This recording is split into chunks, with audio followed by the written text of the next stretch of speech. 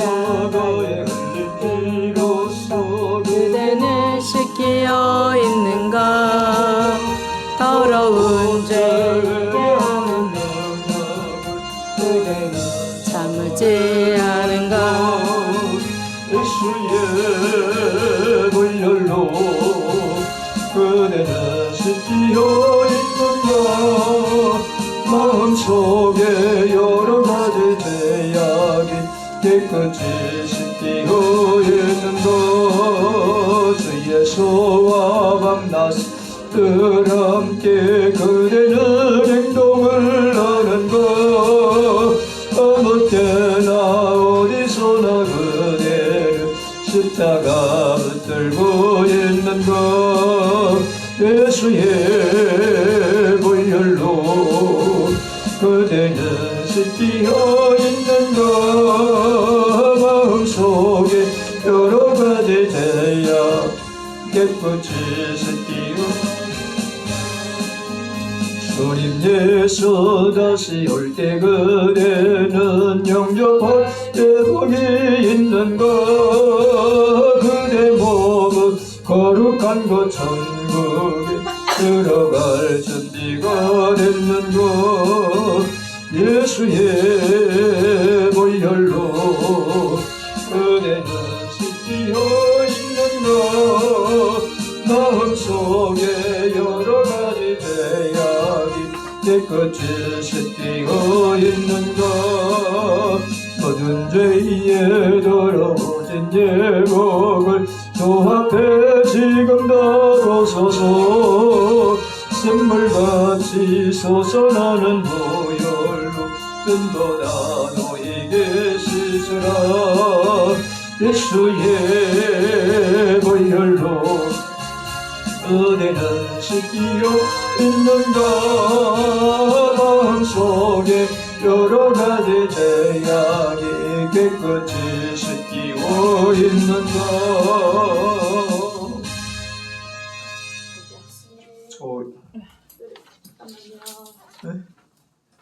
시작하세요.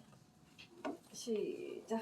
스승의 은혜는 하늘 같아서 우러러 볼수록 높아만 지네. 참되거라 바르거라 가르쳐 주시. 스승은 마음의 어버이시다. 고마워라 스승의 사랑. 보답하리 스승의 은혜. 교수님 감사합니다. 고맙습니다. 스승의 날 지난지도 한참 됐네.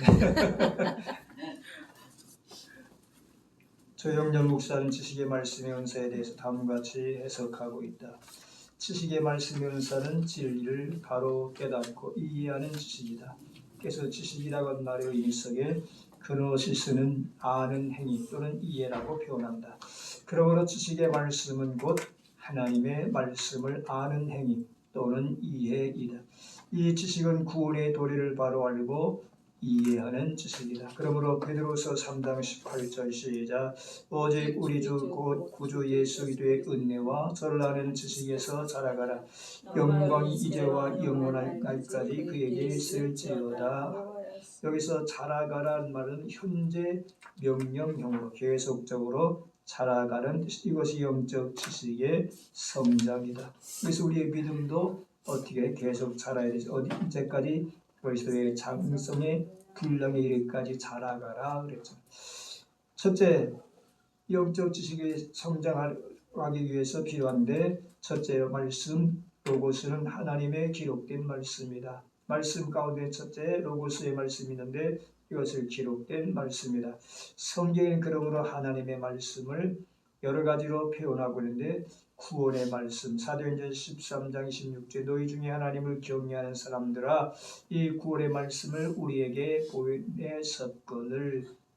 사도행전 14장 3절에서는 은혜의 말씀으로 표현했고 사도행전 15장 7절에서는 복음의 말씀으로 표현했고 고린도서 1장 18절에 십자가의 도로 표현했고 고린도후서 2장 17절에서는 하나님의 말씀으로 표현했고 고린도후서 5장 5절 이하에서는 화목하게 하는 말씀으로 고린도서 6장 7절에서는 진리의 말씀으로 빌립보서 2장 16절에는 생명의 말씀으로 히브리서 5장 13절에서는 의의 말씀으로 표현했으니 말씀은 곧 복음을 말하는데 복음은 유앙겔리온 기쁜 소식 좋은 소식이다 그렇게 말하죠. 복음의 핵심은 그러므로 예수 그리스도의 대리적 속죄와 죽으심과 육체적 부활이다. 복음이 하여 속죄의 피를 흘리시고 죽어주셨다고 하는 것과 죽으심으로 끝나지 아니하고 그가 다시 살아나셨다고 하는 부활을 믿는 것이 복음의 핵심이다. 그래서 고린도전서 15장 3절 이하에서 시작 내가 받은 것을 먼저 너에게 전하노니 성경대로시옵게 해서 우리 주를 위하여 죽으시고 장사 지낸 바 되셨다가 성경대로 사흘만에 다시 살아나사 그렇게 말하죠. 예수님은 죽으셨다가 성경대로 죽으시고 성경대로 다시 살아나셨다. 그래서 바울은 그는 우리 범죄함을 인하여 자신을 내어줌이 되었다가 우리를 의롭게 하시려고 다시 살아나셨다 그렇게 말하죠. 그래서 우리가 믿는 예수님은 우리의 예수님의 속죄의 죽음 즉 나를 대신하여 피 흘려주시고 나를 대신하여 십자가에 죽으시고 다시 살아나신 부활의 주님을 믿는 것이다. 두 번째 말씀은 예수 그리스도를 가리킨다 그렇게 말하죠. 그래서 요한서신에서는 도성인신 하신 예수 그리스도를 말씀이라고 계시하셨다. 그래서 요한복음 1장 1절에 태초에 말씀이 계시니라 이 말씀이 누구와 함께? 하나님과 함께 계셨으니 이 말씀은 곧 누구시다? 하나님이시다.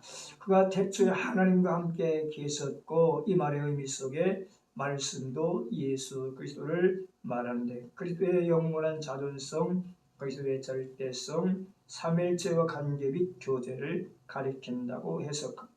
요한복음 1장 14절의 말씀이 육신이 되어 우리 가운데 거하심에 우리가 그의 영광을 보니 아버지의 독생자의 영광이요 은혜와 진리가 충만하더라. 본절의 말씀도 누구를 가리킨다? 예수님을 말한다. 그러므로 본절은 그리스도의 도성이신 즉 성육신하신 예수님을 말하죠. 그는 근본 하나님의 본체에 섰으나 하나님과 동등됨을 취하지 아니하시고 종의 형체를 가져 사람의 모양으로 이 땅에 오셨다고 바울은 빌립보에서 말하죠. 그런데 예수님께서는 도성이신 성육신하신 예수님을 말하는데 그의 신성에 인성이 부과되어 신인 양성을 겸한 참 하나님이심과 더불어 동시에 완전한 사람이다 그렇게 말해요. 그래서 우리는 예수님의 양면성을 받아들이고 믿게 되는데 하나님으로 이 땅에 오신 예수님 그럼에도 불구하고 그가 사람이다 그렇게 말합니다. 사람으로 이 땅에 오신 예수님은 또한 하나님이시다 그렇게 말하죠. 그런 의미에서 사람으로 사람이 되어 이 땅에 오신 그 예수님에게는 뭐가 없다? 죄가 없다 그렇게 말하죠. 왜냐하면 성령으로 잉태되어 오신 예수라고 말하죠. 성령으로 인간관계를 통해서 남녀간의 관계를 통해서 이 땅에 오신 분이 아니라 하나님의 능력으로 하나님의 성령으로 한 여자의 몸을 빌려 아기 예수 이 땅에 오셨지만 인간이 이 땅에 오셨지만 그에게는 죄성이 없다. 그래서 성경은 죄를 알지도 못하시고 죄를 범하지도 아니하셨다. 그래서 빌라도가 예수님에게서 죄를 책잡으려고 했지만 죄를 발견하지 못했다. 그렇게 표현하죠. 이처럼 예수님은 성육신하여 도성인신하여 이 땅에 오셨다. 그렇게 말하는데 그러므로 독생자는 성부 하나님의 영원한 유일한 아들로서 본체에 있어서는 성부와 같고 영광과 권능은 동등하신 분이다. 그래서 요한복음 1장 18절에서 이렇게 말하죠. 시작. 본래 하나님을 본 사람이 없으되 아버지 품속에 있는 독생하신 하나님이 나타내셨느니라.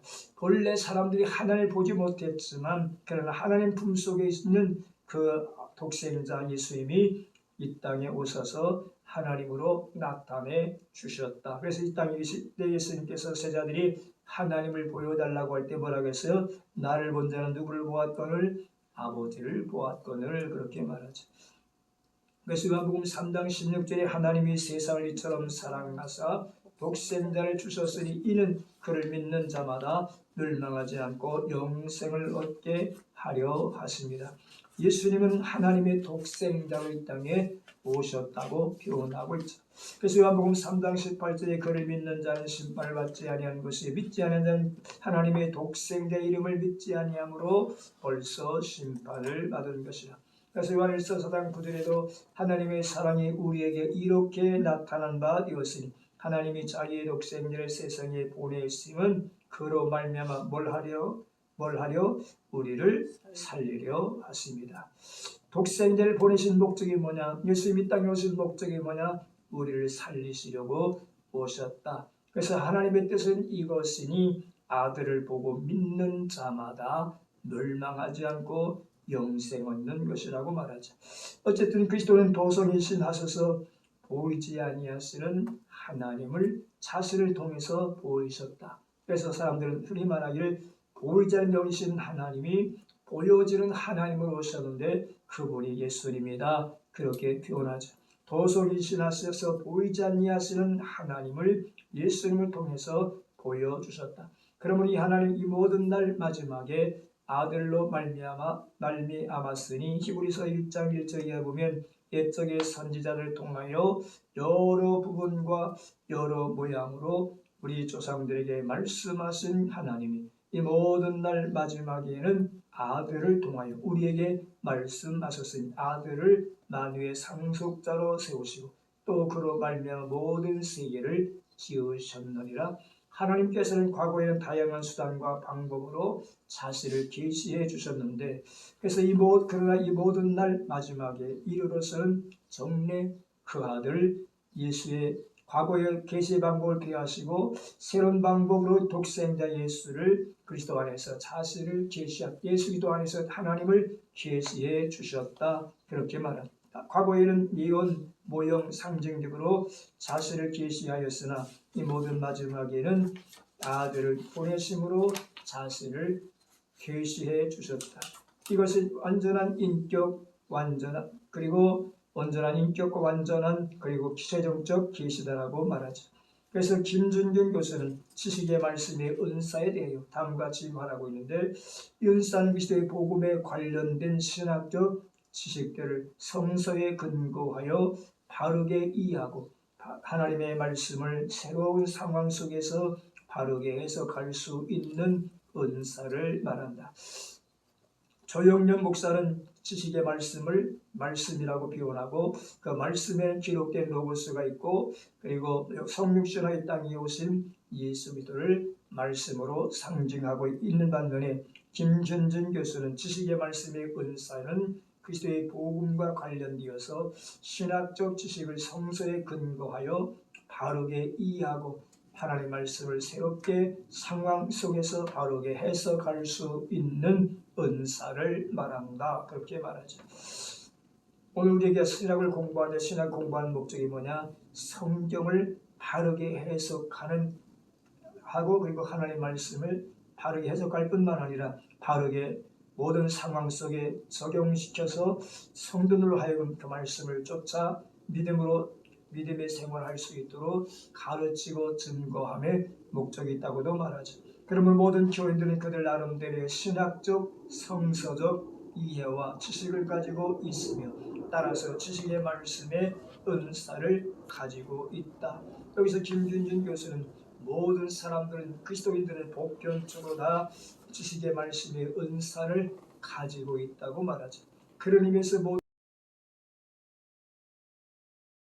말할 수 있다.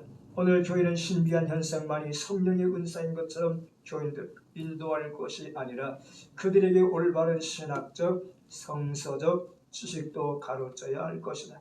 올바른 지식이 결여된 성령의 은사는 거짓된 영의 은사로 변모할 수 있다. 그렇게 가르쳐 주면서 성서적 지식도 필요하고 신학적 지식도 필요하다. 그래서 교회에서는 이 체계적인 교회에서는 교리도 가르쳐야 되죠. 그래서 하나님, 다시 말해서 우리 조직시에 배우는 것처럼 신론, 기독론, 인론, 교회론, 종말론 이러한 것들을 체계적으로 가르치고, 그래서 교인들로 하여금 어느 정도 이 신학의 기초를 쌓게 하고 그것에 근거하여 성서적 지식을 갖게 하고, 그래서 교회 일꾼으로 사역하게 하고 교회를 섬기게 하는 그런 일들을 보게. 어쨌든 여기서 김준진 교수가 가르치고 있는 것은 일반적으로 모든 신학적, 지식적 지식이 필요하다. 그렇게 전제하고, 그래서 올바른 지식이 결여되게 되면 성령의 은사는 거짓된 영으로 변모할 수도 있다. 그렇게 말하죠. 그러면 인사를 받으면 배우는 일에 열정이 생기고 섬기는 일에 열심이 생긴다. 따라서 성령을 따라서 다른 사람을 교화하기 위하여 이 지식을 사용하는 것은 특별한 선물이다. 진리를 바르게 조리 있게 그리고 은혜스럽게 성도들에게 받아들여질 목회자, 교사가 받아야 할 은사이다. 황승용 목사님은 지식의 은사란 일반적인 정의에서와 같이